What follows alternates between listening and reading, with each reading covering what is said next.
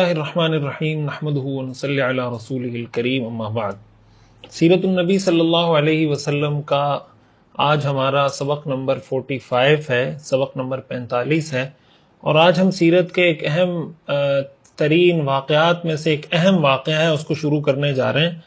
اور اس واقعے کا جب میں نے مطالعہ شروع کیا، بہت مشہور واقعہ ہے، معراج کا واقعہ، ہم سارے اس کو جانتے ہیں، اس کی بہت تفصیلات تو ہمیں پتہ نہیں ہوتی، لیکن اتنا معراج کے واقعے کے بارے میں ہر مسلمان تھوڑا بہت جانتا ہے۔ جب میں نے اس کی تفصیلات جمع کرنا شروع کی کہ اس کو کس ترتیب سے بیان کیا جائے تاکہ ایک کمپریہنسو طریقے سے بیان بھی ہو سکے، ایک اتھینٹک چیزیں بھی ہوں، باحوالہ چیزیں بھی ہوں، اس میں ضعیف روایات بھی بہت ہیں، تو اس طریقے سے اس کو بیان کیا جا سکے کہ جو ہم نے ایک سٹینڈرڈ طے کیا ہوا ہے اپنے سیرت کورس کے لیے کہ ہم مستند چیزیں بیان کریں، باحوالہ بیان کریں، اور تفصیل سے اور ایک ایسے سیکوینس سے بیان کریں کہ کڑی سے کڑی ملتی چلی جائے۔ تو اس میں مجھے بہت وقت بھی لگا، بہت محنت بھی کرنی پڑی، لیکن مجھے اللہ تعالیٰ کی ذات سے امید ہے کہ انشاءاللہ اس ترتیب سے جب ہم اس پورے واقعے کو پڑھیں گے، سنیں گے، تو بہت اچھے طریقے سے ہمارے ذہن نشین بھی ہوگا، اور انشاءاللہ ہمیں اس سے سیکھنے سمجھنے کو بھی بہت کچھ ملے گا۔ درود شریف کا ہمیشہ کی طرح بہت زیادہ اہتمام رکھا کریں۔ اللہم صلی علی سیدنا و مولانا محمد وعلی آل سیدنا و مولانا محمد وبارک وسلم۔ اور اس سبق کو، جیسے میں ہمیشہ عرض کرتا ہوں، سیرت کا جو سبق ہے اس کو ایک روٹین کی ویڈیو کے طور پہ نہ دیکھا کریں، بلکہ اہمیت کے ساتھ، توجہ کے ساتھ، گھر والوں کے ساتھ، بچوں کے ساتھ، دوستوں کے ساتھ ماحول بنا کے اس کو دیکھیں۔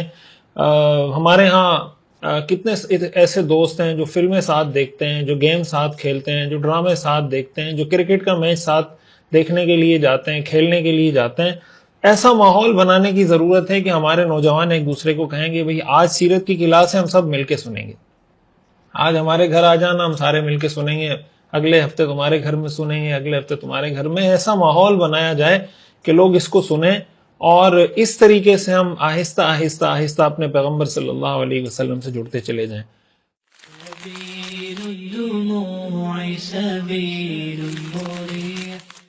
اچھا، معراج کا جو واقعہ ہے، جیسے میں نے بتایا، بہت معروف واقعہ ہے، قرآن کریم میں بھی اس کا ذکر موجود ہے اور احادیث کے اندر بھی موجود ہے۔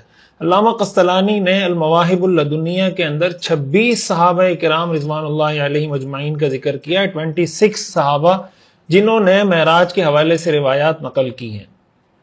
معراج کے اس سفر میں اللہ تعالیٰ نے اپنے پیغمبر صلی اللہ علیہ وسلم کو اپنی قدرت کے ایسے مناظر دکھائے ہیں جس کا تصور بھی کسی عام انسان کے لیے کرنا مشکل ہوتا ہے، اور یہ حضور علیہ السلام کا ایک ایسا معجزہ ہے جس نے اس وقت بھی دنیا کو حیران کیا تھا اور آج تک دنیا کو حیران کیے ہوئے ہے کہ رات کے ایک مختصر سے حصے میں حضور علیہ السلام حرم سے، مکہ مکرمہ سے بیت المقدس جاتے ہیں، بیت المقدس سے آسمانوں کی طرف سفر کرتے ہیں، وہاں پہلے آسمان، دوسرے آسمان، تیسرے آسمان، چوتھے آسمان، اور اس طرح سدرۃ المنتہا تک پہنچتے ہیں، اور اللہ تعالیٰ کے ساتھ ہم کلامی کے شرف حاصل ہوتا ہے، اور ایک بہت ہی شاندار پروٹوکول کے ساتھ اور ایک بہت ہی شاہانہ طریقے سے حضور علیہ السلام کو یہ پورا وزٹ، اس غیب کے جہان کا پورا وزٹ حضور علیہ السلام کو رات کے ایک لمحے میں کروایا جاتا ہے کہ آپ رات ہی رات جاتے ہیں، اور رات ہی کے تھوڑے سے حصے میں حضور علیہ السلام واپس پہنچ جاتے ہیں۔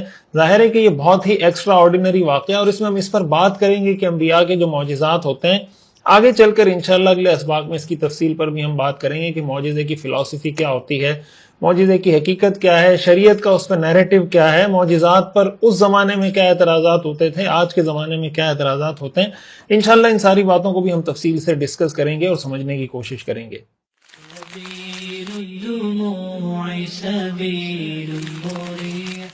معراج کے واقعے کا اگر میں مختصر سا پس منظر ذکر کروں تو مکہ مکرمہ میں حضور علیہ السلام نے جس طریقے سے زندگی گزاری، ہم سب وہ شروع سے پڑھتے آ رہے ہیں کہ مکہ کے لوگوں نے حضور علیہ السلام کے خلاف کیسے سازشیں کی، کس کس طریقے سے حربیں آزمائے۔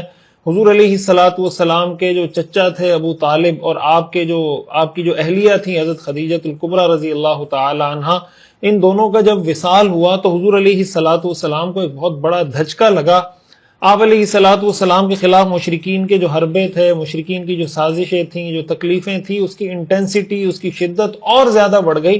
رسول اللہ صلی اللہ علیہ وسلم نے فیصلہ کیا کہ طائف کے لوگوں کے پاس جاتا ہوں، وہاں کے سرداروں کو دعوت دیتا ہوں، اگر وہ اس دین کی دعوت کو قبول کر لیتے ہیں تو دین کا یہ پیغام آگے چلنا شروع ہوگا، اور طائف دین کے لیے ایک مرکز بن جائے گا. لیکن طائف میں جو کچھ ہوا، وہاں کے لوگوں نے جو کچھ کیا، پھر حضور علیہ الصلوۃ والسلام کو جیسے واپس آنا پڑا، اور پھر مکہ مکرمہ میں حضور علیہ الصلوۃ والسلام جس طرح مطعم بن عدی کی پناہ لے کر داخل ہوئے، یہ ساری سازشیں، یہ ساری چیزیں وہ تھیں جو حضور علیہ الصلوۃ والسلام کو یعنی لمحہ بلمحہ یعنی پریشانی کی لیئرز تھیں، بہت ساری پریشانی کی بہت ساری تہیں تھیں، ایک پریشانی دوسری تیسری چوتھی، تو حد کر دی لوگوں نے. ایسے موقع پر اللہ تعالیٰ نے فیصلہ کیا کہ اپنے محبوب ہمارے آقا حضرت محمد صلی اللہ علیہ وسلم کو ایسے جہان کا وزٹ کروا دیا جائے، ایسا پروٹوکول ان کو فراہم کر دیا جائے کہ یہ ساری پریشانیاں، ساری تکلیفیں، سارے غم، سارے دکھ کافور ہو جائیں، اور دنیا حیران ہو جائے کہ بھئی یہ کون سی شخصیت ہے جو اللہ نے ہمیں عطا کی ہے. یہ اس کا مختصر سا پس منظر تھا. اور حضور علیہ الصلوۃ والسلام جب آئے ہیں تو ظاہر ہے کہ یہ حضور علیہ الصلوۃ والسلام کا ایک بہت بڑا اعزاز تھا، اور ساری دنیا کو حضور علیہ الصلوۃ والسلام کے اس معجزے نے آج تک حیران کیا ہوا ہے.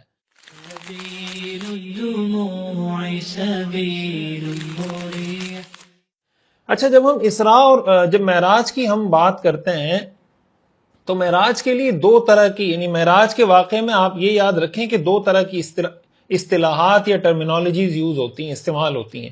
ایک اصطلاح استعمال ہوتی ہے اسراء کی، آپ کے سامنے لکھا ہوا آ جائے گا اسراء، قرآن کریم میں آتا ہے نا، سبحان الذی اسرا، اسی سے اسراء، اسی سے یہ جو اسرا ہے یہ اسراء سے ہی نکلا ہے.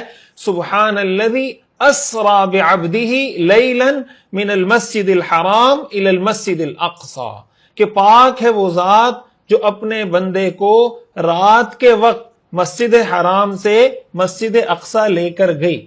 تو اسراء کا جو لفظ ہے اس کا مطلب ہوتا ہے حضور علیہ الصلوۃ والسلام کا وہ سفر جو آپ علیہ الصلوۃ والسلام نے براق پر مکہ مکرمہ سے بیت اللہ سے بیت المقدس تک کیا. یہ جو بیت اللہ سے خانہ کعبہ سے بیت المقدس تک کا سفر ہے رات کے وقت جو براق کی سواری پر ہوا، اس سفر کو کہا جاتا ہے اسراء. اسراء عربی میں کہتے ہیں رات کے وقت کسی کو لے جانا، عربی میں اس کا لٹرل اس کی جو میننگ ہے وہ یہ ہے. اور جو دوسرا لفظ استعمال ہوتا ہے معراج، معراج عروج سے، عروج کا مطلب ہوتا ہے اوپر چڑھنا، اردو میں بھی استعمال ہوتا ہے عروج و زوال.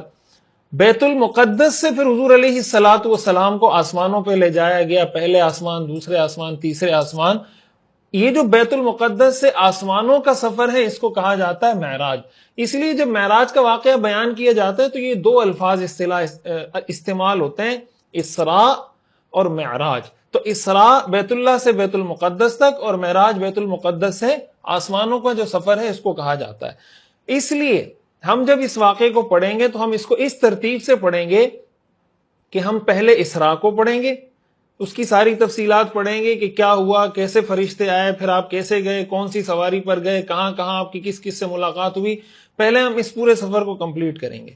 پھر اس کے بعد ہم، اور اس سے ہمیں کیا کیا اسباق حاصل ہوتے ہیں، یہ مکمل کرنے کے بعد پھر ہم معراج کا واقعہ پڑھیں گے کہ بیت المقدس سے آپ معراج پہ آسمانوں پہ تشریف لے کر گئے، وہاں کس کس سے ملاقات ہوئی، کیا کیا واقعات ہوئے.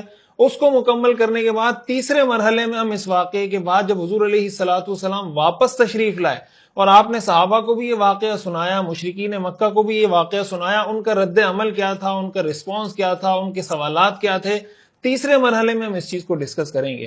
تو آج کا جو ہمارا سبق ہے بنیادی طور پر وہ اسراء سے متعلق ہے، اور اگلے سبق میں ہم یعنی آج تو ہم اسراء کا واقعہ اور اس واقعے کی تفصیلات کے کہاں کیا کیا ہوا اس کو بیان کریں گے، اور اگلے سبق میں انشاءاللہ ہم کوشش کریں گے کہ اس واقعے سے ہمیں حاصل ہونے والے اسباق کیا ہیں اس پر بات کریں گے. اور پھر جو ہمارا، آپ یہ سمجھیں کہ ہمارا جو سبق نمبر 47 ہوگا اس میں انشاءاللہ معراج کے واقعے کو تفصیل سے بیان کرنا شروع کریں گے.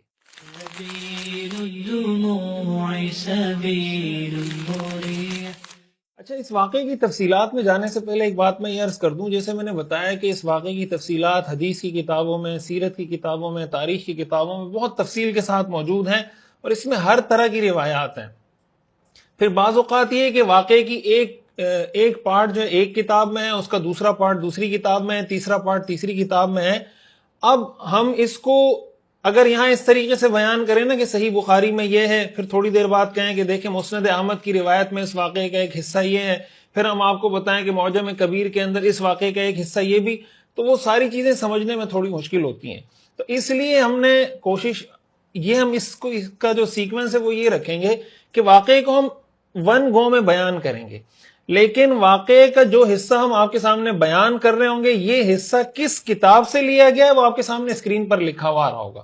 تو اس سے آپ کو یہ پتا چل رہا ہوگا کہ واقعے کا اب یہ جو حصہ بیان ہونا شروع ہوا ہے یہ فلاں کتاب کے فلاں صفحے پر ہے، یہ حصہ جو بیان ہو رہا ہے یہ فلاں کتاب کے فلاں صفحے پر ہے. تو یہ جو پورا واقعہ ہم تفصیل سے بیان کریں گے کسی ایک کتاب میں موجود نہیں ہے، مختلف کتابوں سے اس کو لیا گیا اور آپ کے سامنے اس کی تفصیل بھی آتی رہے گی. اور اسی سے آپ کو اندازہ ہونا چاہیے کہ اس پہ کتنی محنت ہو رہی ہے، اس کے مطالعے پر، اس کے لیے ریسرچ، اس کی تحقیق، پھر اس کی ایڈیٹنگ، ان ساری چیزوں پہ.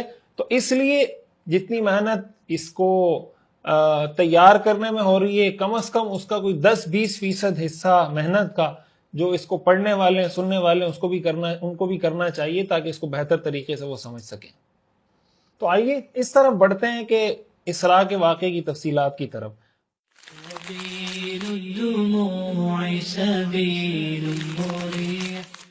واقعے کی تفصیلات میں جانے سے پہلا سوال یہ پیدا ہوتا ہے کہ یہ واقعہ کب پیش آیا، کس دن، کس تاریخ کو، کس مہینے کو اور کس سال. اب اگر اس کی تفصیلات میں ہم جاننے کی کوشش کریں کہ یہ واقعہ کس سال، یہ بات تو طے شدہ ہے کہ یہ واقعہ پیش آیا ہے. قرآن میں بھی اس کا ذکر موجود ہے، سورہ اسراء کے اندر بھی موجود ہے، سورہ نجم کے اندر بھی اس کا ذکر موجود ہے، احادیث کے اندر بھی تفصیل سے موجود ہے. لیکن یہ کب پیش آیا اس میں بہت زیادہ اقوال ہیں، 36 کے قریب 36 کے قریب اقوال ہیں اس کے بارے میں کہ یہ کس دن، کس تاریخ کو، کس مہینے میں اور کس سال پیش آیا. اسی لیے علامہ ابن القیم رحمہ اللہ نے زاد المعاد میں امام ابن تیمیہ رحمہ اللہ کے حوالے سے یہ بات نقل کی ہے کہ وہ یہ کہتے ہیں کہ ایسی کوئی دلیل موجود نہیں ہے جس سے معراج کے مہینے، عشرے یا تاریخ کا علم ہو سکے. جن روایات میں اس کی تفصیلات موجود ہیں امام ابن تیمیہ رحمہ اللہ کہتے ہیں کہ وہ ساری روایات منقطع ہیں یا ضعیف ہیں. اس لیے اتنی بات تو آپ شروع سے ہی ذہن میں رکھیں، ہم آپ کے سامنے کچھ اقوال ذکر کرتے ہیں لیکن حتمی بات اس کے بارے میں فکس متعین کر کے کہنا تاریخی روایات کی روشنی میں یہ بہت مشکل ہے.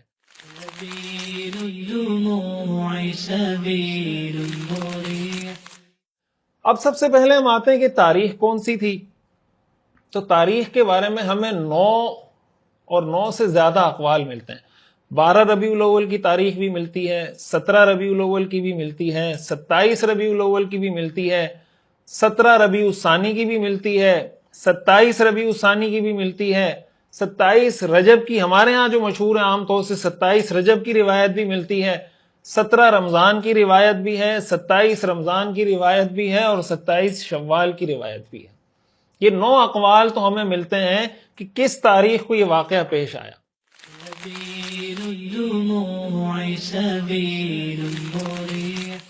اچھا، اب دن کون سا تھا تو اس کے بارے میں جو روایات ہیں، جمعے کے دن کی روایات بھی ہیں کہ جمعے کے دن یہ واقعہ پیش آیا، ہفتے کے دن کا بھی ہے اور پیر کے دن کا بھی ہے.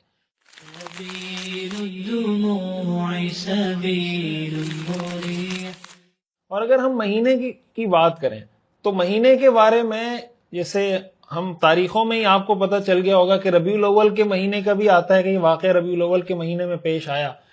علامہ ابن الاثیر، امام نووی، علامہ ابن حزم وہ سب کہتے ہیں کہ یہ ربیع الاول کے مہینے میں پیش آیا. ربیع الثانی کا قول بھی ملتا ہے، رجب کا قول بھی ملتا ہے، رمضان کا بھی ملتا ہے، شوال کا بھی ملتا ہے اور محرم، ذی قعدہ اور ذی الحجہ اس کے اقوال بھی ہمیں ملتے ہیں.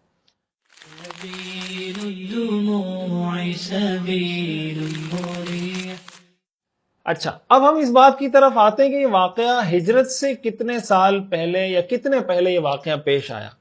حافظ ابن حجر رحمۃ اللہ، یعنی اتنی بات تو طے ہے کہ یہ واقعہ ہجرت سے پہلے پیش آیا ہے. حافظ ابن حجر رحمۃ اللہ علیہ نے اس بارے میں محدثین اور سیرت نگاروں کے 10 اقوال ذکر کیے ہیں.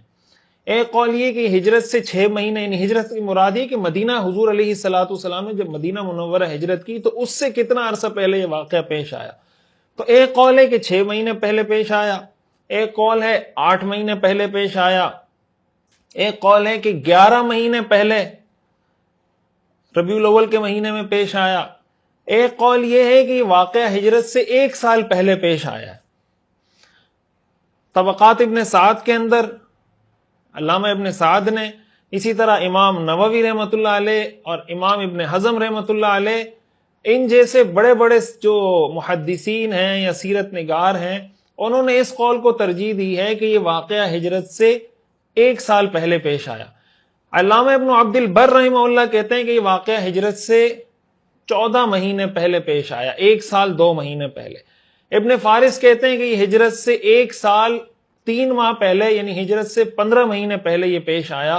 اور 7واں قول یہ ہے کہ معراج کا جو واقعہ ہے یہ ہجرت سے 1 سال 5 مہینے یعنی 17 مہینے پہلے یہ پیش آیا۔ امام ابن جریر طبری اور امام بیہقی رحمہ اللہ نے اس قول کو نقل کیا ہے، اور حافظ ابن حجر کہتے ہیں کہ اس روایت کو اگر لیا جائے تو اس کا مطلب یہ کہ معراج کا جو واقعہ ہے اس کا مہینہ شوال بنتا ہے۔ ابن قتیبہ اور علامہ ابن عبد البر رحمہ اللہ کہتے ہیں کہ 1 سال 6 مہینے پہلے، یعنی ہجرت سے 18 مہینے پہلے یہ پیش آیا ہے۔ اس کو اگر دیکھیں تو یہ مہینہ رمضان کا بنتا ہے۔ ایک اور قول جس کو مشہور سیرت نگاروں نے ذکر کیا ہے وہ یہ کہ معراج ہجرت سے، یہ جو واقعہ ہے یہ ہجرت سے 3 سال پہلے پیش آیا ہے۔ یہ سارے اقوال حافظ ابن حجر رحمۃ اللہ علیہ نے فتح الباری میں ذکر کیے ہیں۔ اور 10واں قول یہ ہے کہ یہ واقعہ 5 سال پہلے پیش آیا ہے۔ بہرحال یہ 10 اقوال ہیں۔ اب ہم آتے ہیں اس بات کی طرف، دیکھیں میں نے آپ کے سامنے یہ بھی رکھا کہ دن، تاریخ، مہینہ اور سال۔ اب اس میں راجح بات کیا ہے؟ ایک بات تو میں نے شروع میں ذکر کر دی کہ علامہ ابن القیم رحمہ اللہ نے لکھا ہے کہ بالتعیین، بالکل فکس کر کے بتا دینا کہ فلاں دن، فلاں تاریخ، فلاں مہینہ، فلاں شب تھی، یہ بہت مشکل اس لیے کہ اتنی زیادہ روایات ہیں۔ ہاں کچھ چیزیں ہم متعین کر سکتے ہیں۔ زیادہ تر جو روایات ہم نے پڑھی ان میں سے زیادہ تر روایات میں اتنی بات تو طے ہے کہ یہ جو واقعہ ہے یہ حضرت خدیجہ رضی اللہ تعالی عنہا کے دنیا سے پردہ فرما جانے کے بعد پیش آئے، یعنی حضرت خدیجہ کے انتقال کے بعد معراج کا واقعہ پیش آیا ہے، اتنی بات طے ہے۔ اور یہ بات بھی ہم جانتے ہیں کہ جب شیب ابی طالب، جو آپ علیہ الصلوۃ والسلام کا معاشی بائیکاٹ کیا گیا، سماجی بائیکاٹ، سوشل بائیکاٹ کیا گیا، 3 سال تک آپ شیب ابی طالب میں رہے، یہ ہم پہلے پڑھ چکے ہیں کہ نبوت کے 10ویں سال یہ بائیکاٹ ختم ہوا ہے۔ اور یہ بات بھی ہم پڑھ چکے ہیں کہ حضرت خدیجہ اس شیب ابی طالب میں حضور علیہ الصلوۃ والسلام کے ساتھ تھی۔ اس کا مطلب یہ ہوا کہ یہ واقعہ نبوت کے 10ویں سال کے بعد پیش آیا، یعنی یا 11ویں سال یا 12ویں سال یا 13ویں سال، ان 3 سالوں میں کسی سال میں یہ واقعہ پیش آیا۔ ان باتوں سے اس حد تک یہ بات تعین ہو جاتی ہے۔ اور باقی کئی روایات ایسی ہیں جن سے ہمیں پتہ چلتا ہے کہ یہ واقعہ جو حضور علیہ الصلوۃ والسلام نے مدینہ منورہ ہجرت کی تھی نا، تو مدینہ منورہ ہجرت کرنے سے پہلے آپ نے 2 بیعتیں کی تھیں، وہ آگے تفصیل اس کی آ جائے گی۔ ایک کو کہا جاتا ہے بیعت عقبہ اولا اور ایک کو کہا جاتا ہے بیعت عقبہ ثانیہ۔ تو بیعت عقبہ اولا سے پہلے معراج کا واقعہ پیش آ چکا تھا۔ تو آسان الفاظ میں حضرت خدیجہ کے وصال کے بعد، یعنی نبوت کے 10ویں سال کے بعد، جس کو 10 نبوی کہا جاتا ہے، 10 نبوی کے بعد اور بیعت عقبہ اولا سے پہلے، اس دوران یہ واقعہ پیش آیا ہے۔ اس حد تک تو اس کو متعین کیا جا سکتا ہے، باقاعدہ کوئی تاریخ متعین کر دینا یہ بہت مشکل ہے۔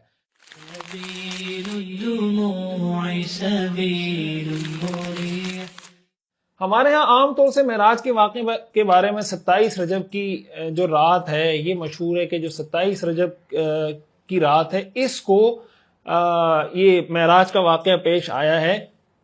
لیکن اگر آپ سیرت کا، تاریخ کی کتابوں کا مطالعہ کریں تو یہ قول بھی ہمیں راجح معلوم نہیں ہوتا۔ جیسے میں نے کہا کہ کسی بھی روایت کو ہم راجح قرار دینا ہمارے لیے مشکل ہے۔ مشہور محدث ہیں ابو شامہ المقدسی رحمہ اللہ، وہ لکھتے ہیں کہ ذکر بعض القصاص ان الاسراء كان في رجب وذلك عند اہل التعدیل والتجریح عین الكذب، کہ بعض تاریخ نگاروں نے یہ بات لکھی ہے کہ معراج کا واقعہ رجب کے مہینے میں پیش آیا، لیکن جو اصحاب جرح و تعدیل ہیں، جو ماہر محدثین ہیں، ان کے نزدیک یہ بات بالکل غلط ہے۔ حافظ ابن کثیر رحمۃ اللہ علیہ نے اس 27 رجب والی روایت کے بارے میں لکھا ہے کہ لا يصح سندہ، یہ جو روایت ہے 27 رجب والی، اس کی سند ٹھیک نہیں ہے۔ المواہب اللدنیہ کے اندر علامہ قسطلانی رحمہ اللہ نے یہ بات لکھی ہے کہ اما لیلۃ الاسراء فلم یأت فی ارجحیۃ العمل فیہا حدیث صحیح ولا ضعیف ولذلك لم يعينها النبي صلى الله عليه وسلم لأصحابه ولا عينها أحد من الصحابة بإسناد صحیح۔ علامہ قسطلانی یہ بات لکھتے ہیں کہ کسی بھی صحیح یا ضعیف حدیث سے کسی تاریخ کا راجح ہونا معلوم نہیں ہوتا، اور اسی لیے آپ دیکھیں نہ تو حضور علیہ الصلوۃ والسلام نے اس کی تاریخ کو متعین کر کے صحابہ کو بتایا، نہ صحابہ نے اس کی تاریخ متعین کر کے امت کو بتائی کسی صحیح روایت کے اندر۔ اس سے معلوم ہوتا ہے کہ بالتعیین کسی دن کو متعین کر کے یہ کہہ دینا کہ اس رات کو یا اس دن کو معراج کا واقعہ پیش آیا تھا، یہ بات ٹھیک نہیں ہے۔ تحقیق اور ریسرچ کے بعد اگر آپ اس کو دیکھیں، ہاں اتنی بات طے ہے کہ نبوت کے 10ویں سال کے بعد ہجرت سے پہلے اور بیعت عقبہ اولی سے پہلے یہ واقعہ، آپ یہ کہہ لیں کہ 11 سال نبوی، 11 نبوی اور 13 نبوی کے درمیان یہ واقعہ پیش آیا ہے، تو وہ 1 سال پہلے بھی ہو سکتا ہے، 1.5 سال پہلے بھی ہو سکتا ہے۔ مزید اس کی بہت زیادہ آگے تعین کرنا یہ مشکل کام ہے۔ مجھے اس بات کا احساس ہے کہ شاید آپ کو یہ چیزیں ٹیکنیکل لگ رہی ہوں، مشکل لگ رہی ہوں، لیکن چونکہ ہم جو سیرت کا کورس پڑھ رہے ہیں، آپ کو پتہ ہے اس بات کا کہ ہم ایک کوئی روایتی کنونشنل طریقے سے نہیں پڑھ رہے کہ بھائی جس طریقے سے چیزیں چل رہی ہوتی ہیں ہم اس کو لے کے چلیں، ہم ایک ریسرچ بیسڈ کام کر رہے ہیں، تو انشاءاللہ امید ہے اس سے آپ کو فائدہ ہوگا، اور بہت عرصے تک انشاءاللہ امید ہے اللہ تعالیٰ اس سے لوگوں کو فائدہ پہنچاتے رہیں گے۔ ہماری دعا ہے آپ بھی سیرت کے اس کورس کے لیے دعا کیا کریں کہ اللہ تعالیٰ اس کو قبولیت عطا فرمائے، اور جس مقصد کے لیے اتنی محنت ہو رہی ہے، اتنی کوشش ہو رہی ہے، اللہ اس کو اپنی بارگاہ میں قبول فرمائے۔ اب ہم آتے ہیں اسراء کے تفصیلی واقعات کی طرف، معراج کی طرف بعد میں آئیں گے، اب ہم اسراء کی بات کریں گے۔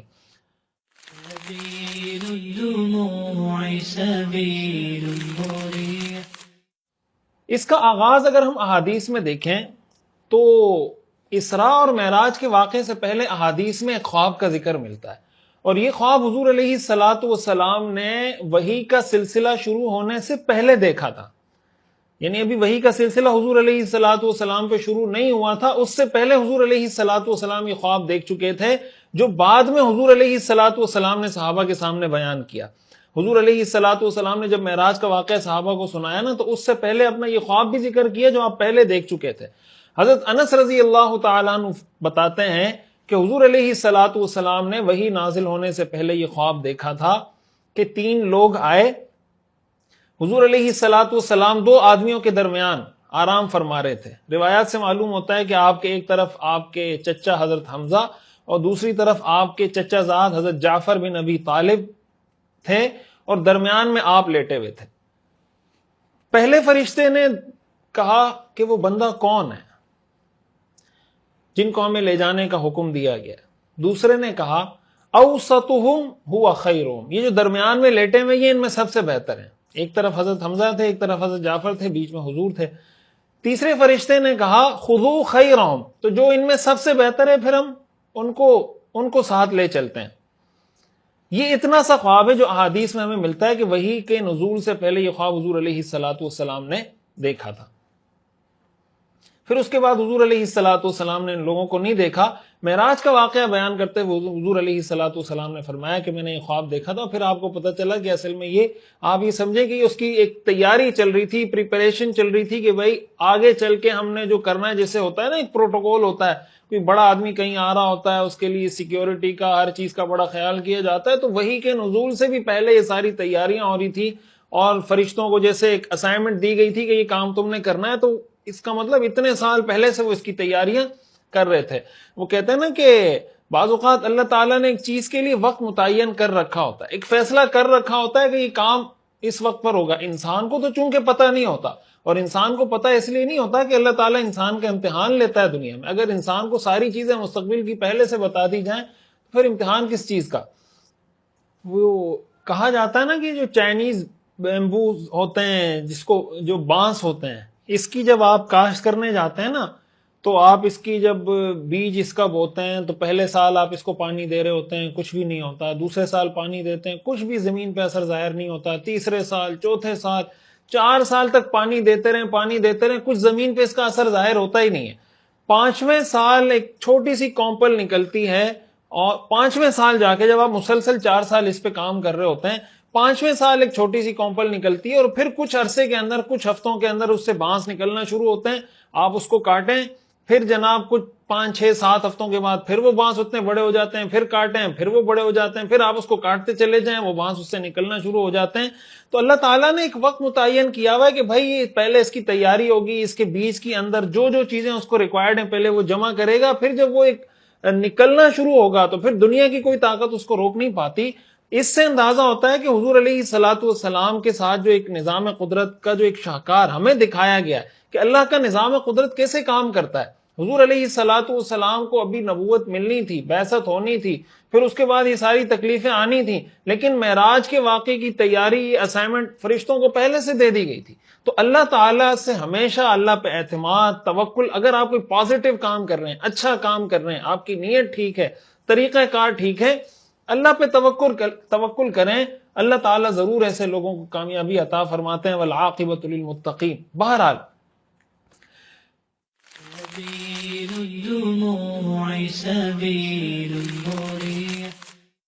معراج کے واقعے سے پہلے ایک اور واقعہ، اسراء کے واقعے سے پہلے جو پیش آیا وہ شق صدر کا واقعہ. ہم سبق نمبر 6 میں اس کی تفصیل پہلے پڑھ چکے ہیں کہ شق صدر کا مطلب کیا ہوتا ہے. حضور علیہ الصلوۃ والسلام کا سینہ چاک کیا گیا. حضرت انس بن مالک رضی اللہ تعالیٰ عنہ فرماتے ہیں رسول اللہ صلی اللہ علیہ وسلم نے فرمایا معراج کے رات میرے گھر کی چھت کھول دی گئی. فرج عن سقف بیتی. اور اس وقت میں مکہ مکرمہ میں تھا. پھر حضور علیہ الصلوۃ والسلام آئے، انہوں نے میرا سینہ چاک کیا. صحیح بخاری کی ایک اور روایت میں الفاظ ہیں، آپ صلی اللہ علیہ وسلم نے فرمایا کہ میں حتیم میں لیٹا ہوا تھا. بیت اللہ کے گرد جو گول سی دیوار ہے نا، حتیم اس کو کہا جاتا ہے. اور ایک روایت میں حجر کا لفظ استعمال ہوا، حجر اسماعیل. حجر اسماعیل یہ جو گول دیوار بیت اللہ کے گرد لگائی گئی ہے، یہ میں پہلے بھی بتا چکا ہوں، اس کے اندر کا کچھ حصہ یہ بیت اللہ کا حصہ ہے جو زمانہ جاہلیت میں لوگوں کے پاس حلال انکم کم ہو گئی تھی، جس کی وجہ سے یہ حصہ اندر رہ گیا، باہر رہ گیا. اس کو حجر اسماعیل کہا جاتا ہے. تو ایک روایت سے معلوم ہوتا ہے کہ میں حتیم میں لیٹا ہوا تھا، ایک سے معلوم ہوتا ہے کہ حجر اسماعیل میں لیٹا ہوا تھا. آپ سمجھ سکتے ہیں کہ ان میں کوئی تعارض نہیں، آپس میں دونوں چیزیں ٹھیک ہیں. تو حضور علیہ الصلوۃ والسلام فرماتے ہیں کہ اتنے میں میرے پاس ایک صاحب آئے، یعنی حضرت جبریل کے بارے میں بتایا کہ وہ آئے، میرا سینہ چاک کیا، پھر اسے زمزم کے پانی سے دھویا. اس کے بعد سونے کا ایک تشت لایا گیا، اور وہ تشت حکمت سے اور ایمان سے بھرا ہوا تھا. یعنی اس کے اندر ایمان اور حکمت بھری ہوئی تھی، اور اس ایمان اور حکمت کو میرے سینے کے اندر انڈیل دیا گیا، ڈال دیا گیا، اور پھر دوبارہ میرے سینے کو سی دیا گیا. اس کے بعد جبریل علیہ الصلوۃ والسلام نے میرا ہاتھ پکڑا اور مجھے آسمان کی طرف لے گئے. شق صدر کے واقعے کی کیا حکمتیں ہم پہلے پڑھ چکے ہیں. اس واقعے کے اندر ایک حکمت یہ بھی بظاہر معلوم ہوتی ہے کہ حضور علیہ الصلوۃ والسلام کو اس دوسرے جہان کا مشاہدہ کروانا تھا، اس غیب کے جہان کا مشاہدہ کروانا تھا. ظاہر ہے کہ جو کسی عام انسان کے لیے اس کا مشاہدہ کرنا، دیکھنا وہ امپاسبل ہے، اس کے لیے حضور علیہ الصلوۃ والسلام کو تیار کیا جا رہا تھا. مزید شق صدر کی جو تفصیل ہے وہ آپ سبق نمبر 6 میں پڑھ چکے ہیں. اگر آپ کو اس کی ڈیٹیل جاننی سننی ہے تو سبق نمبر 6 کو آپ دوبارہ سن سکتے ہیں.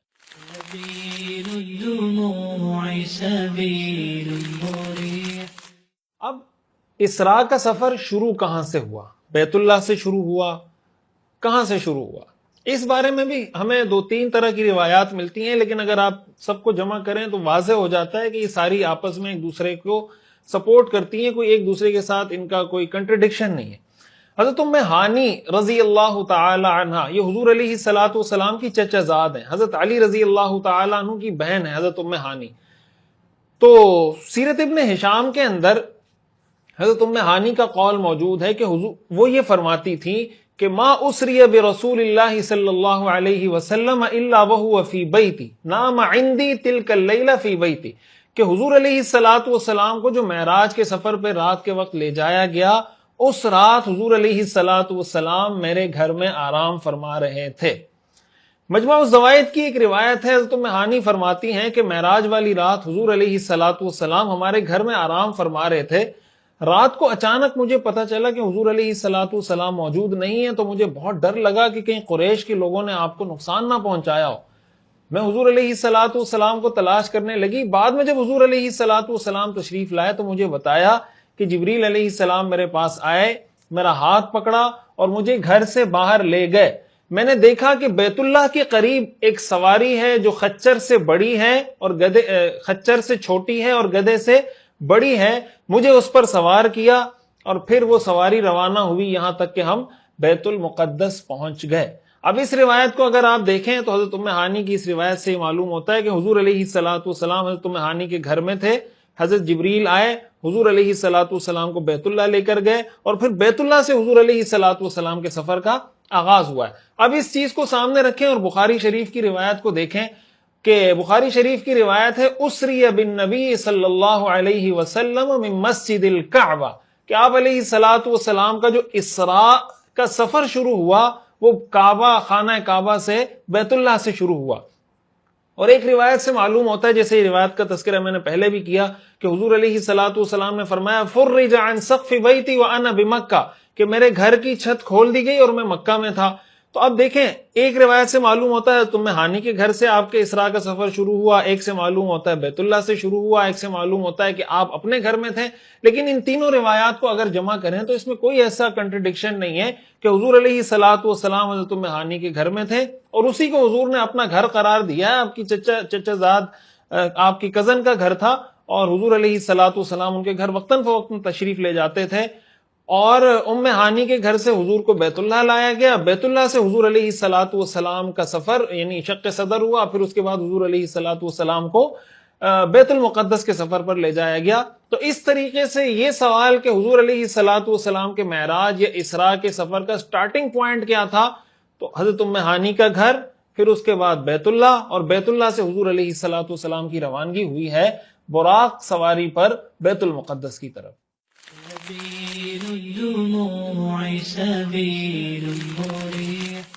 اب اگر ہم اسراء کے سفر کی بات کریں کہ حضور علیہ الصلوۃ والسلام کا اسراء کا سفر کس سواری پر ہوا تھا, حضرت انس رضی اللہ تعالیٰ عنہ فرماتے ہیں رسول اللہ صلی اللہ علیہ وسلم نے ارشاد فرمایا کہ میرے پاس براق لایا گیا اور وہ سواری کے لیے پوری طرح تیار, اس کی لگام کسی ہوئی اور اس کی زین لگی ہوئی تھی, پوری طرح ریڈی تھا وہ.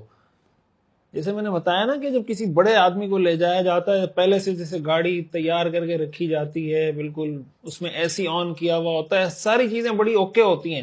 حضور علیہ الصلوۃ والسلام کے سفر کی تیاری بہت پہلے سے شروع ہو گئی تھی. آپ نے فرمایا براق سفید رنگ کا لمبا جانور ہے جو گدھے سے, ڈونکی سے بڑا ہے اور خچر ہنی سے چھوٹا ہے. اور آپ نے فرمایا کہ اس کی جو سپیڈ تھی وہ اتنی تھی کہ وہ قدم وہاں رکھتا تھا جہاں اس کی نظر کا آخری جہاں اس کی نظر پڑتی تھی نا وہاں اس کا قدم پڑتا تھا, یعنی اتنی اس کی سپیڈ تھی. اور آپ حدیث میں آتا ہے, روایات میں آتا ہے کہ جب وہ کسی اونچی جگہ پہ چڑھتا تو اپنے دونوں پاؤں اٹھا لیتا تھا, پچھلے دونوں پاؤں اٹھا لیتا تھا, اور اگر کسی اترائی سے اس کو اترنا ہوتا تھا تو اپنی اگلی 2 ٹانگیں اٹھا لیتا تھا. حضور علیہ الصلوۃ والسلام جب براق پر سوار ہونے لگے تو براق نے مستی شروع کر دی, کچھ شوخی دکھانے لگا, جس کی وجہ سے حضور علیہ الصلوۃ والسلام کے لیے سوار ہونا مشکل ہو گیا. اس پر حضرت جبریل علیہ السلام نے براق کو ڈانٹا اور کہا ابی محمد تفعل ھذا, تم محمد کے ساتھ صلی اللہ علیہ وسلم ان کے ساتھ یہ حرکت کر رہے ہو. فما رکبک احد اکرم علی اللہ من, تجھ پر اس شخصیت سے زیادہ اللہ کی نظر میں کوئی عزت والا شخص سوار نہیں ہوا. یعنی اللہ کی نظر میں یہ شخصیت سب سے معزز اور سب سے عزت والی شخصیت ہے, اور تم ایسی شخصیت کے سامنے مستی کر رہی ہو. قال فرفض عرقا, یہ سن کر جو براق تھا وہ ندامت کی وجہ سے, شرمندگی کی وجہ سے پسینہ پسینہ ہو گیا. اور صحیح ابن حبان کی روایت میں ہے کہ حضور علیہ الصلوۃ والسلام جو براق پہ سوار ہوئے تھے, حضرت جبریل آگے بیٹھے تھے, حضور علیہ الصلوۃ والسلام ان کے پیچھے سوار ہو کر, اور یوں آپ کا یہ سفر شروع ہوا تھا. اور بعض روایات سے ہمیں یہ معلوم ہوتا ہے کہ جو براق نامی سواری ہے یہ سابقہ انبیاء کی بھی سواری رہی ہے. اور ایک روایت سے معلوم ہوتا ہے کہ حضرت ابراہیم علیہ السلام نے براق پر حج کیا تھا, اور اپنی اہلیہ کے ہمراہ جو آپ اپنی اہلیہ کو مکہ مکرمہ لے کر آئے تھے اور اپنے بیٹے کو جو لے کر آئے تھے تو براق کی سواری پر سوار ہو کر آئے تھے. اس میں دونوں طرح کے اقوال ہیں کہ سابقہ انبیاء نے اس پہ سواری کی ہے یا نہیں کی. حافظ ابن حجر رحمۃ اللہ علیہ نے اس کی تفصیل فتح الباری کے اندر ذکر کی ہے.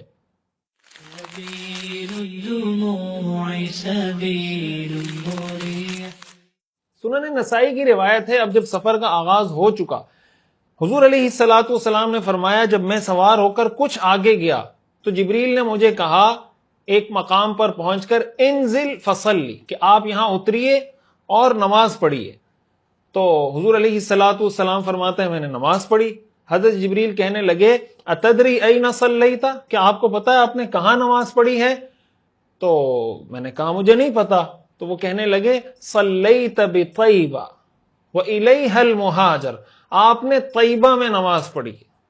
طیبہ پاک زمین کو کہتے ہیں، اور اسی کی طرف آپ کی ہجرت ہونی ہے، الیہ المہاجر۔ یہ حضور علیہ، جس کو مدینہ طیبہ کہا جاتا ہے، طیبہ بھی کہا جاتا ہے، طیبہ بھی کہا جاتا ہے، مدینہ، تو یہ روایات میں آتا ہے کہ انہوں نے بتایا کہ آپ نے یثرب میں نماز پڑھی۔ اب یثرب آپ سب جانتے ہیں، مدینہ منورہ، جب آپ مکہ مکرمہ سے بیت المقدس کی طرف جاتے ہیں نا، تو بیت المقدس یعنی مکہ مکرمہ یہاں پر ہے، بیت المقدس یہاں پر ہے، تو مدینہ منورہ رستے میں آتا ہے شمال کی جانب۔ یعنی آپ اس کو یوں سمجھیں کہ حضور علیہ الصلوۃ والسلام کا مکہ سے بیت المقدس تک کا جو سفر تھا یہ سارا نارتھ کی طرف تھا، شمال کی طرف تھا۔ تو آپ نے پہلے یہاں سے روانہ ہوئے تو روایت میں آتا ہے کہ آپ نے یثرب نے یعنی مدینہ منورہ پہنچ کے آپ نے نماز پڑھی۔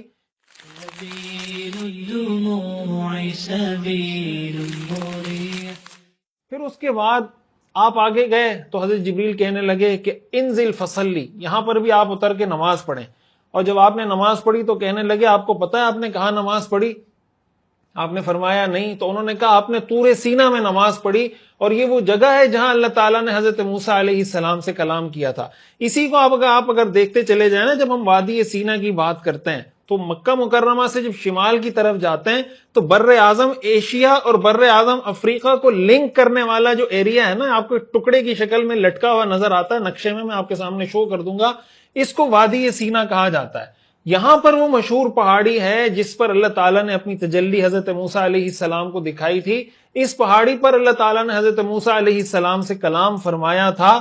اس کے مشرق کے اندر فلسطین واقع ہے۔ غزہ کی جو پٹی ہے آپ سنتے رہتے ہیں کہ رفح بارڈر وقتاً فوقتاً ہم سنتے رہتے ہیں جو اسرائیل نے ظلم کر کے بربریت کر کے بند کیا ہوا ہے، وہ رفح کا جو بارڈر ہے، یہ سارا وادی سینا اس وقت پورا مصر کے پاس ہے۔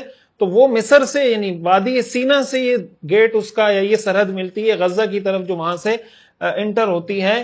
یہیں پر کوہ طور ہے، کوہ سینین، قرآن کریم میں جو طور سینین کا ذکر ہے، طور سینا کا ذکر ہے، حضرت موسیٰ علیہ السلام کے واقعے کا جو ذکر ہے، یہاں پر پہنچ کر حضور علیہ الصلوۃ والسلام نے نماز پڑھی۔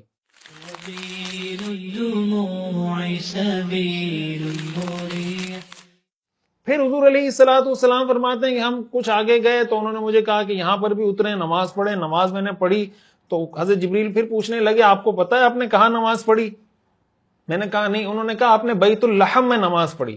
بیت اللحم وہ جگہ ہے جہاں حضرت عیسیٰ علیہ السلام کی پیدائش ہوئی تھی، اور یہ فلسطین کے اندر اس وقت جو فلسطین کے دو حصے ہیں نا، ایک غزہ جو بالکل آپ یہ کہہ لیں کہ ویسٹ میں مغرب کی جانب ہے، ایک مغربی پٹی جس کو کہا جاتا ہے ویسٹ بینک، دریائے اردن کی چونکہ وہ مغربی پٹی ہے اس کو ویسٹ بینک کہا جاتا ہے۔ بیت المقدس اسی ویسٹ بینک میں ہے جس پہ آج اسرائیل نے قبضہ کیا ہوا ہے، ناجائز اور غاصبانہ اور ظالمانہ قبضہ کر کے وہاں کے بچوں کو، عورتوں کو، بوڑھوں کو، اور پتہ نہیں کس کس قسم کے انسانیت کے گھناؤنے جرائم کا ارتکاب ساری دنیا کے سامنے کر رہا ہے۔ اور ساری دنیا کے جو اس کے جو معاون ہیں، جو دنیا میں بڑے انسانیت کا، ہیومینٹی کا درس دیتے ہیں، سارے اس پہ خاموش تماشائی بنے ہوئے ہیں۔ یہ بیت اللحم فلسطین کی اس مغربی پٹی میں بیت المقدس کے قریب واقع ہے، اور یہ حضرت عیسیٰ علیہ السلام کی جو پیدائش ہے نا، یہ کوہ سعیر ایک پہاڑ ہے، وہاں پر حضرت عیسیٰ علیہ اس کے دامن میں حضور علیہ الصلوۃ والسلام کی پیدائش ہوئی تھی حضرت عیسیٰ کی، اور یہ بیت المقدس سے جنوب کی جانب ہے، یعنی بیت المقدس سے جنوب کی جانب تقریباً 8 کلومیٹر کے فاصلے پر واقع ہے۔ بعد میں قسطنطینیہ کا جو بادشاہ تھا اس نے یہاں ایک کلیسا بنا دیا اور اس کا بیت اللحم نام رکھا۔ بہرحال حضرت جبریل علیہ السلام نے حضرت حضور کو فرمایا کہ یہ جو آپ نے نماز پڑھی ہے یہ حضرت عیسیٰ علیہ السلام کی جائے پیدائش ہے۔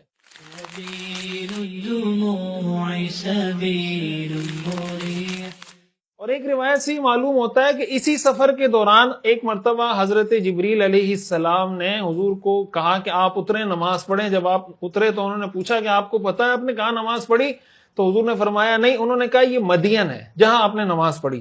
مدین آپ جانتے ہیں قوم سمود کا قرآن میں ذکر ہے، قوم عاد، قوم سمود، اور حضرت شعیب علیہ السلام کا بھی ذکر ہے۔ قوم سمود کے جو پیغمبر تھے وہ حضرت صالح علیہ السلام تھے، اور قوم شعیب وہ ظاہر حضرت شعیب علیہ السلام کی قوم تھی۔ تو قوم سمود اور حضرت شعیب علیہ السلام کی جو قوم تھی یہ قریب قریب ان کی رہائش تھی۔ مکہ مکرمہ سے جب آپ شمال کی طرف جاتے ہیں، فلسطین کی طرف جب آپ جانا شروع کرتے ہیں یا بیت المقدس کی طرف جانا شروع کرتے ہیں، تو رستے میں قوم سمود کی آبادی بھی آتی ہے، مدین کی آبادی بھی آتی ہے۔ وہاں آج بھی قوم سمود کے وہ آثار موجود ہیں کہ کس طریقے سے وہ پہاڑوں کو تراش تراش کر انہوں نے اپنے لیے محلات بنائے تھے، گھر بنائے تھے۔ قرآن کریم میں اس کا تذکرہ موجود ہے۔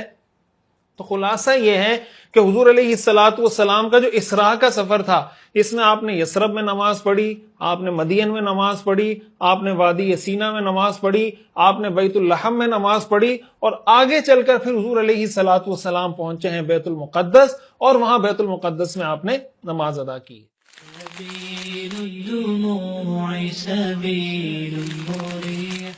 اسراء کے اسی سفر کے واقعات میں ہمیں ایک واقعہ یہ بھی ملتا ہے کہ حضور علیہ الصلوۃ والسلام براق پر جا رہے تھے کہ راستے میں ایک بوڑھی عورت پر آپ کا گزر ہوا۔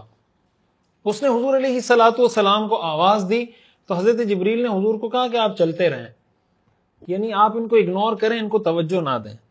تھوڑا اور آگے چلے تو ایک بوڑھا شخص نظر آیا، اس نے حضور علیہ الصلوۃ والسلام کو آواز دی، حضرت جبریل نے کہا کہ آپ چلتے رہیں، یعنی ان کو بھی اگنور کریں۔ ان دونوں سے آگے گزر کر نکلے تو آگے ایک جماعت، کچھ لوگ تھے جن سے آپ کا گزر ہوا، وہاں پر انہوں نے آپ کو سلام کیا اور کہا السلام علیک یا اول، السلام علیک یا آخر، السلام علیک یا حاشر۔ حضرت جبریل علیہ السلام نے فرمایا کہ ان کے سلام کا جواب دے دیں۔ اس کے بعد حضرت جبریل علیہ السلام نے فرمایا کہ وہ جو بوڑھی عورت رستے کے کنارے پر کھڑی تھی یہ دنیا تھی۔ دنیا کی عمر اب اتنی ہی باقی رہ گئی ہے جتنی اس بوڑھی عورت کی عمر باقی رہ گئی ہے، اور وہ بوڑھا مرد جس نے آپ کو آواز دی وہ شیطان تھا۔ ان دونوں کا مقصد آپ کو اپنی طرف مائل کرنا تھا، اور وہ لوگ جنہوں نے آپ کو سلام کیا اور آپ نے ان کے سلام کا جواب دیا وہ حضرت ابراہیم، حضرت موسیٰ اور حضرت عیسیٰ علیہ السلام۔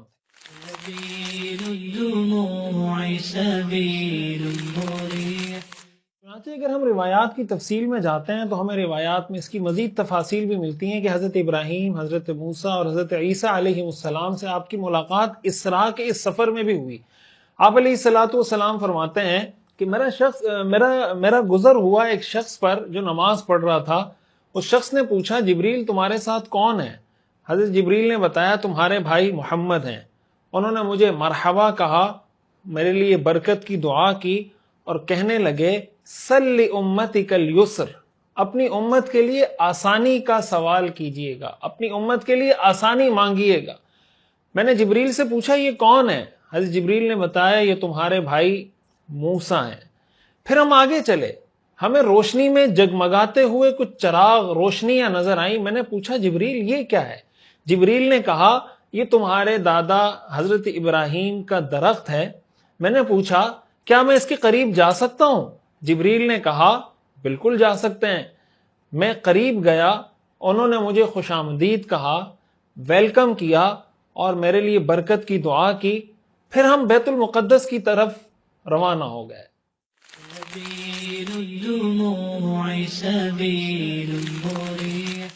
اور بیت المقدس کے بارے میں حضور نے فرمایا کہ جب ہم وہاں پہنچے ہیں تو میں نے اپنی سواری کو اس حلقے سے باندھا جس کڑے سے انبیاء کرام علیہ السلام اپنی سواریوں کو باندھا کرتے تھے، اور پھر میں مسجد میں داخل ہو گیا۔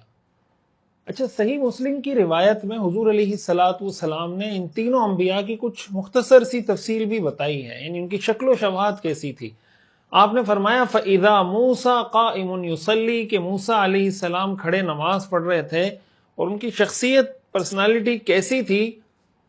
فَإِذَا رَجُلٌ ضَرْبٌ وہ ایک مضبوط جسم کے، گٹھے ہوئے جسم کے آدمی تھے، جَعْدٌ كَأَنَّهُ مِن رِجَالِ شَنُوءَ وہ ایسے لگ رہے تھے جیسے قبیلہ ازد شنوءہ جو عرب کا ایک قبیلہ ہے ان کی طرح مضبوط جسم کے اور پھرتیلے بدن کے شخص تھے۔ وَإِذَا عِيسَى ابْنُ مَرْيَمَ قَائِمٌ يُصَلِّي، عیسیٰ ابن مریم کو دیکھا وہ نماز پڑھ رہے تھے.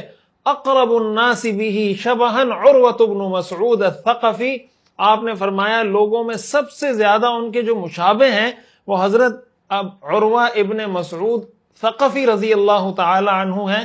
اور پھر حضرت ابراہیم کے بارے میں بتایا وَإِذَا إِبْرَاهِيمُ عَلَيْهِ السَّلَامُ قَائِمٌ يُصَلِّي، اور حضرت ابراہیم بھی کھڑے نماز پڑھ رہے تھے. اشبہ الناس بہ صاحبکم، لوگوں میں سب سے زیادہ ان کے مشابہ تمہارے ساتھی ہیں. یعنی حضور نے فرمایا کہ میری جو شکل و شباہت ہے، میری جو شخصیت ہے، میرا جو فیض ہے، حضرت ابراہیم علیہ السلام کا فیض اور میرا فیض، میری شکل و شباہت ان سے بہت زیادہ مشابہ تھی. حضور علیہ السلام نے ایک روایت میں فرمایا، یہ تو حضور علیہ السلام کی سمجھے خصوصی ملاقات ہوئی حضرت ابراہیم علیہ السلام سے، حضرت موسیٰ علیہ السلام سے، حضرت عیسیٰ علیہ السلام سے، لیکن اس کے علاوہ بھی باقی انبیاء سے آپ کی ملاقات ہوئی، لیکن وہ ایک جنرل، ایک عمومی سی ملاقات تھی. بہرحال حضور علیہ السلام انبیاء کرام علیہم السلام ان تینوں انبیاء سے ملاقات کرتے ہوئے بیت المقدس پہنچے. بیت المقدس پہنچنے کے بعد ترمذی کی روایت میں آتا ہے کہ جب ہم بیت المقدس پہنچے تو حضرت جبریل نے اپنی انگلی کے اشارے سے پتھر میں سوراخ کیا. وہ کڑا جو تھا اس کے ارد گرد ظاہر مٹی پتھر جمع ہو گئے تھے، تو آپ نے حضرت جبریل نے اپنی انگلی کا اشارہ کیا، اس سے اس میں سوراخ ہو گیا اور پھر اس سے اس سواری کو باندھ دیا گیا.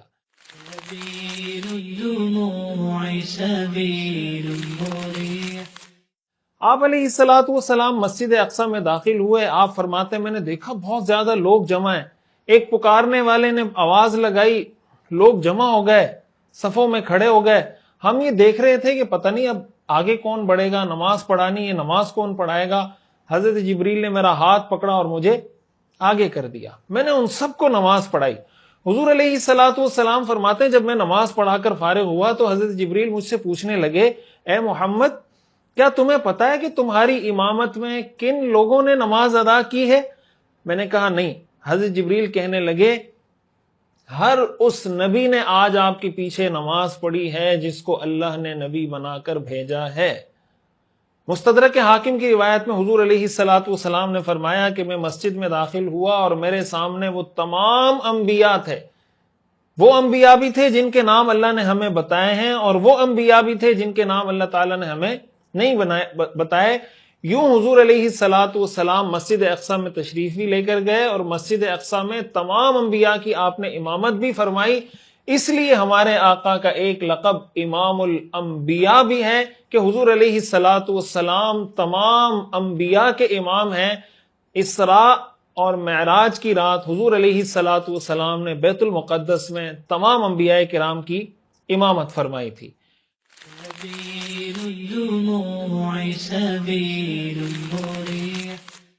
حضور علیہ السلام فرماتے ہیں کہ جب میں مسجد اقصی سے نماز پڑھا کے باہر نکلا تو جبریل علیہ السلام 2 برتن لے کر آئے، میرے سامنے پیش کیے. ایک برتن شراب کا اور ایک برتن دودھ کا. میں نے دودھ والا برتن لے لیا. حضرت جبریل کہنے لگے اخترت الفطرہ، کہ آپ نے فطرت کو پسند کیا، یعنی آپ نے اسلام پر رہنے کو اور اس پر استقامت اختیار کرنے کو پسند کیا. اور ایک روایت میں ہے کہ حضرت جبریل نے فرمایا الحمدللہ الذی ہداک للفطرہ، تمام تعریفیں اس اللہ کے لیے ہیں جس نے آپ کی فطرت کی طرف رہنمائی کی کہ آپ نے شراب کے برتن کو چھوڑ کر دودھ کے برتن کو لیا. وَلَوْ أَخَذْتَ الْخَمْرَ غَوَتْ أُمَّتُكَ، اور اگر آپ شراب کا برتن لے لیتے تو آپ کی امت گمراہ ہو جاتی. اس کا مطلب یہ امت قیامت تک گمراہ ایز اے ہول، مجموعی طور پر یہ امت کبھی گمراہ نہیں ہو سکتی. اس لیے کہا جاتا ہے کہ انبیاء کرام علیہم السلام اپنی شخصیت کے لحاظ سے معصوم ہوتے ہیں. حضور علیہ السلام کی یہ امت ایز اے ہول معصوم ہے، مجموعی طور پر یہ امت معصوم ہے. معصوم ہونے کا مطلب یہ ہے کہ اس امت کے کسی عالم سے، کسی مفتی سے، کسی شخص سے تو غلطی ہو سکتی ہے، لیکن یہ نہیں ہو سکتا کہ پوری امت کسی غلط بات پہ جمع ہو جائے. یہ کبھی اسلام کی تاریخ میں نہیں ہوا، قیامت تک کبھی نہیں ہوگا. اس لیے کہ اس امت کو ایز اے ہول مجموعی طور پر اللہ تعالیٰ نے معصوم بنایا. حضرت جبریل فرمانے لگے اگر آپ شراب کا برتن لے لیتے تو آپ کی امت گمراہ ہو جاتی، لیکن آپ نے دودھ کے برتن کو لیا، اس کا مطلب آپ کی امت کو اللہ کبھی گمراہی پہ جمع نہیں کرے گا۔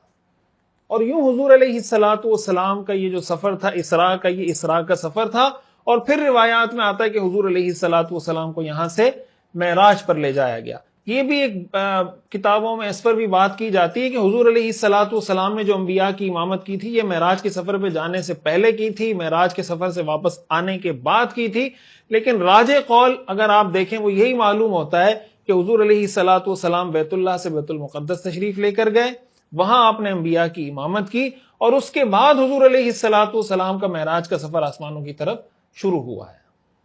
اب اس کے بعد کیا ہوا، معراج میں کیا ہوا؟ معراج کے واقعے کی طرف ہم بعد میں بڑھیں گے، لیکن پہلے ہم نے اب اس چیز کو ڈسکس کرنا ہے کہ یہ جو اتنے واقعات حضور کے ساتھ پیش آئے، اس میں ہمارے لیے سیکھنے کی چیز کیا ہے، کیا کیا چیزیں ہمارے سیکھنے کی، اس کو انشاءاللہ ہم اگلے سبق میں ڈسکس کریں گے، اور اگر اگلے سبق میں یہ مکمل ہو جاتا ہے تو اسی میں معراج کا واقعہ شروع کر دیں گے، اگر مکمل نہیں ہوتا تو پھر 47 نمبر جو ہمارا سبق ہوگا انشاءاللہ اس میں اس کی تفصیل آپ کے سامنے آ جائے گی۔ تو آج کے لیے ہم اسی پر اکتفا کرتے ہیں، اور میں آپ کے سامنے آج جو ہم نے سبق پڑھا ہے اس کے حوالے سے کچھ سوالات رکھوں گا، اور آپ حضرات نے کمنٹ میں یہاں پر اس کے جوابات دینے ہیں۔ اگر آپ کو اس کا جواب نہیں آتا آپ دوبارہ جا کر سنیں، سننے کے بعد اس کا جواب یہاں پہ ضرور دیں۔ یہ ایک ایکٹیویٹی اس لیے کروائی جاتی ہے، یہ سوالات، یہ کوئزز اس لیے تیار کیے جاتے ہیں تاکہ یہ جو اتنی محنت ہو رہی ہے اس کو کسی طریقے سے ذہن میں محفوظ کیا جا سکے، لوگوں کو بتایا جا سکے، دعوت دی جا سکے۔ تو آپ نے اس کو پورے اہتمام کے ساتھ کرنا ہے اور چھوڑنا نہیں ہے اس کو۔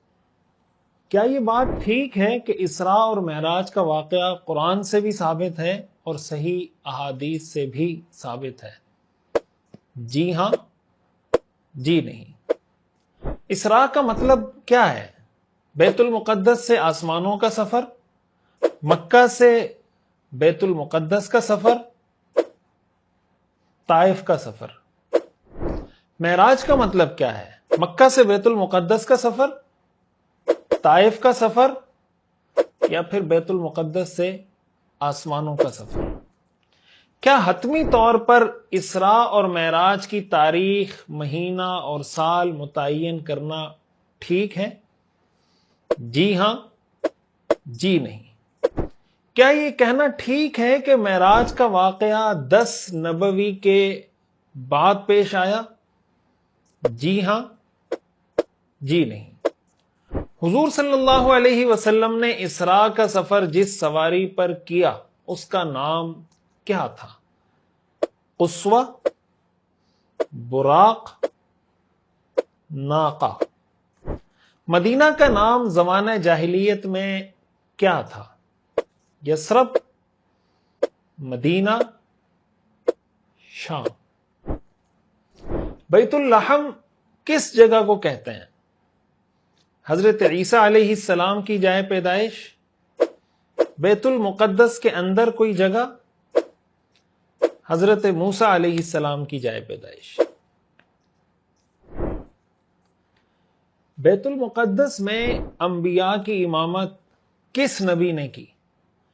حضرت ابراہیم علیہ السلام، حضرت آدم علیہ السلام، یا ہمارے آقا حضرت محمد مصطفیٰ صلی اللہ علیہ وسلم۔ اسراء کے سفر میں حضور علیہ الصلوۃ والسلام کی کتنے انبیاء سے خصوصی ملاقات ہوئی؟ 3، 4، 5۔ وآخر دعوانا ان الحمد للہ رب العالمین۔